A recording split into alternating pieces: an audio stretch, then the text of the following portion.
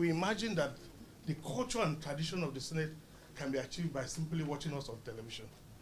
I used to be in the 7th Senate, and I know that leadership takes its time to mature.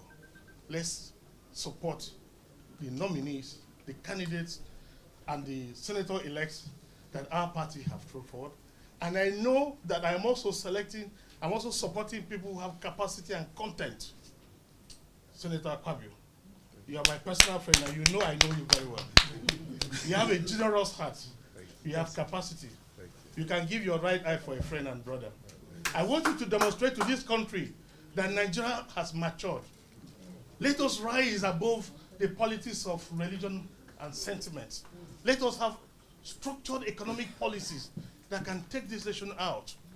Let us move away from these emotional calculations of what my zone stands to gain. Let us go beyond the beautiful infrastructures that makes a developed nation. A truly developed nation is the happiness index of its citizens. A truly developed nation, a Senate that focuses not on structures and buildings, but on the citizens. Because what makes a third world different from a first world? In the first world, once you don't have a job, there's a provision for you. In a third world, you come out of the university 10 years after you're on your own. That is the real difference. It is not beautiful roads. It's not the flowers and the trees. It's humanity. The emotional content that there's a respect for a human life. And that's why when you reflect in my own government, you see that there's an abnormal expansion of government beyond the carrying capacity of the economy of the state, focusing on the people, densifying and prosecuting on the integrity of human life. Until you do that, you have criminals and you keep expanding your prisons instead of expanding your economic scope. So I want to assure you that as we support you, we'll be sitting back and watching you as well.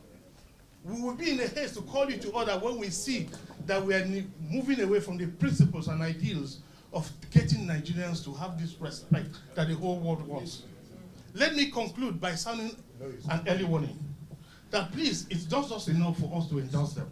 But we must join them and work hand in hand to see that our brothers who are still insisting that they want to run, let's go to them.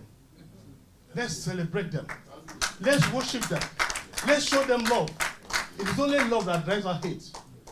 Their grandstanding is driven by the fact that I think the consultation process ought to have been a little more romantic. And I think you have the romance. And I believe you can do it. Thank you and God bless. Big round of applause.